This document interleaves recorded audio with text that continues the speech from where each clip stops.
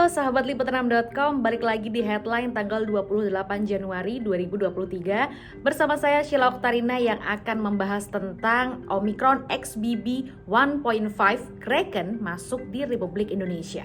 Apa bisa bikin lonjakan kasus COVID-19? Berikut informasi selengkapnya.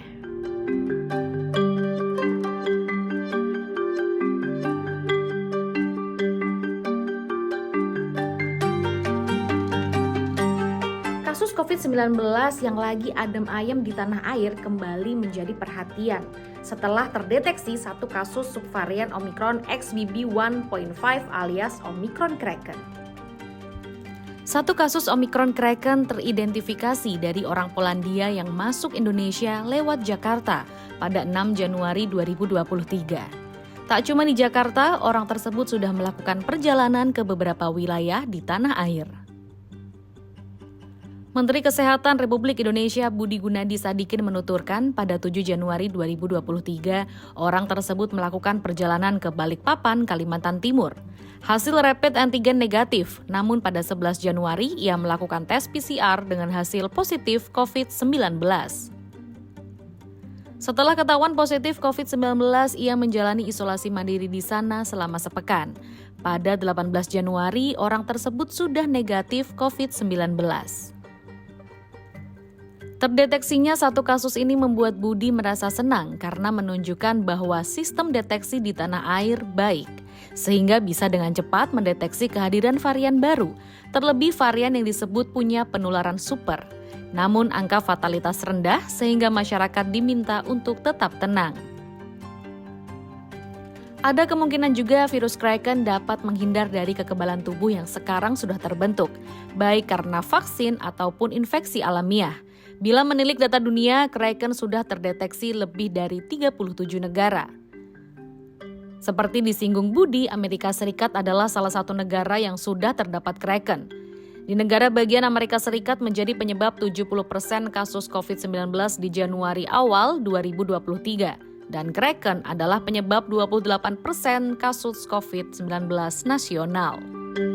Usai temuan satu kasus, tim surveillance Kemenkes melakukan pelacakan kontak erat. Hasil pelacakan kontak erat dari satu kasus yang ditemukan positif tanggal 11 Januari 2023, hasil pelacakannya sudah dikeluarkan dan menunjukkan seluruh kontak erat negatif varian Kraken. Kontak erat ditemukan satu orang di DKI Jakarta dan 2 orang ada di Kalimantan Timur. Meski hasil tracing tidak ditemukan orang yang positif Kraken, epidemiolog sekaligus peneliti keamanan dan kesehatan global Griffith University Australia, Diki Budiman mengatakan bahwa tetap ada potensi lonjakan kasus akibat Omicron Kraken, baik potensi yang menyebabkan infeksi maupun menginfeksi orang yang pernah terkena COVID-19 atau reinfeksi. COVID Kraken akan menjadi sangat serius jikalau terjadi pada kelompok berisiko tinggi, terutama bagi mereka yang belum melakukan vaksinasi booster hingga saat ini. Kepala Bidang Pengembangan Profesi Perhimpunan Ahli Epidemiologi Indonesia, Mas Dalina Pane, juga mengatakan bahwa kemungkinan terjadinya lonjakan kasus COVID-19 pasti ada, dengan catatan testing di Indonesia adekuat. Mas Dalina mengatakan bahwa Kraken sebenarnya bukan kejadian baru. Omicron varian ini sudah masuk di Indonesia di awal Januari, sehingga dia meyakini bahwa varian Kraken sudah menyebar saat ini dan sudah meluas. Akibat testing yang buruk, kasus ini pun tidak terlihat meningkat. Dilanjutkannya bahwa makin kesini COVID Omicron makin berkurang prevalensinya yang bisa dilihat dari angka kematian yang sudah berkurang dari 2 digit. Terkait testing COVID-19 yang menurun, Mas Dalina mengatakan bila menggunakan indikator tes dari WHO, hitungan yang dites per minggu seharusnya adalah 270.000 hingga 273.000 orang, disebabkan jumlah penduduk Indonesia yang mencapai 270 juta. Demi mencegah penularan virus corona terlebih lagi varian Kraken, Budi Gunadi menghimbau masyarakat untuk tetap memakai masker, terutama ketika di dalam ruangan. Bagi masyarakat yang belum vaksinasi booster dapat segera melakukan vaksinasi. Menteri Kesehatan Budi Gunadi optimis Republik Indonesia bisa menghadapi Kraken karena imunitas masyarakat Indonesia masih tinggi. Senada dengan Diki, Budi juga menuturkan masyarakat yang belum mendapatkan vaksinasi booster untuk segera mendapatkannya.